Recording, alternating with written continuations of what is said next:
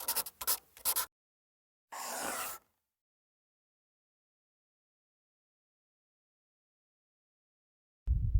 and welcome to Chemipedia chemistry classes for 11th and 12th standard.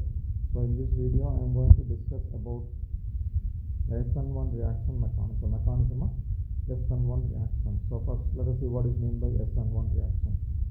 Here 1 stands for unimolecular, N for nucleophilic, S for substitution reaction. So that SN1 reaction is nothing but unimolecular nucleophilic substitution reaction.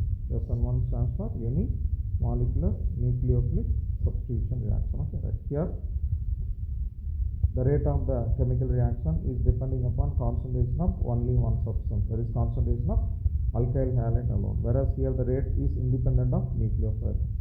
The nucleophile, concentration of nucleophile will not affect the rate of this reaction. So rate depends upon only alkyl halide, one substance, so that it is called as unimolecular reaction. Whereas in the previous video we had a discussion about SN2 bimolecular nucleophilic substitution reaction, because the rate of reaction depends upon concentration of two substances. Okay, right. Now I can write rate law for this reaction as rate equal to rate constant K1 into concentration of alkyl halide. Here the K1 is nothing but first order rate constant or rate constant for unimolecular reaction. Okay, and this SN1 reaction is a first order reaction because rate depends upon concentration of only one substance, which is nothing but alkyl halide, and this process occurs in two steps, whereas SN2 reaction is a single step process, whereas SN1 reaction is a two steps process. Okay, it occurs in double step. So this is an example for SN1 reaction. So here we use a tertiary alkyl halide of formula CS3-CBr, which is nothing but tertiary butyl bromide. With this on reaction with alkali like sodium hydroxide. Now what will happen is that OH minus nucleophile will come and substitute Br minus, so that you get an alcohol, tertiary butyl alcohol as a product. Right. This is a net reaction. Okay. So according to the introduction, we saw that this SN1 reaction occurs in two steps, isn't it? The first step is nothing but formation of carbocation. First step is nothing but what? Formation of carbocation. Okay. Now this is the tertiary butyl bromide. Here there is a covalent bond between carbon and bromine, isn't it? So whereas bromine being more electronegative than carbon, it can pull the bond pair towards itself, and the bond undergoes a heterolytic cleavage. What is it? Heterolytic cleavage. And Br will go out as Br minus. So here the carbon is losing its electron, so it gets a positive charge C plus, which is nothing but carbocation. The carbocation what you get here is nothing but tertiary butyl carbocation. And this step occurs slowly compared with the next one.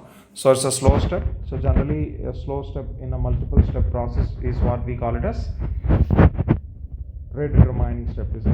So that in SN1 reaction mechanism, the first step, formation of carbocation step, is nothing but rate determining step. Okay, right.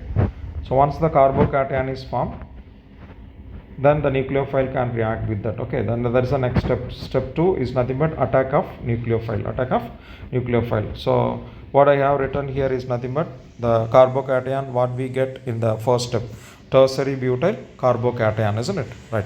Now here due to absence of nucleophile halide ion, the OH minus nucleophile can attack that C plus carbon from both sides, because there is no species for repelling it, so that OH minus can attack carbon from both sides, which may lead to formation of two different products, or leads to formation of mixture of products. Okay, so I have shown that how the OH minus ion or nucleophile is attacking C plus carbon. Okay, so suppose if OH minus attacks C plus carbon on right side, so that may lead to this product, isn't it?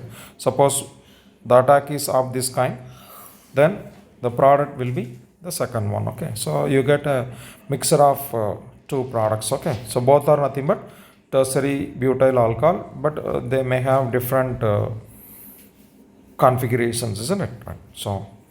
So these are some important point you have to remember about SN1 reaction. Here nucleophile attacks the C plus carbon from both sides. Suppose because of this kind of attack, which is different from SN2 reaction, if the alkyl halide what we use here is optically inactive in the sense the product formed also will be optically inactive, or otherwise if the alkyl halide what we use in this reaction is optically active, either it is D form or L form, then the products formed are a mixture of both the forms, D and L forms, what you call it as racemic mixture. So this is an important point you have to note down. In SN1 reaction, if you use an inactive compound, product also will be inactive.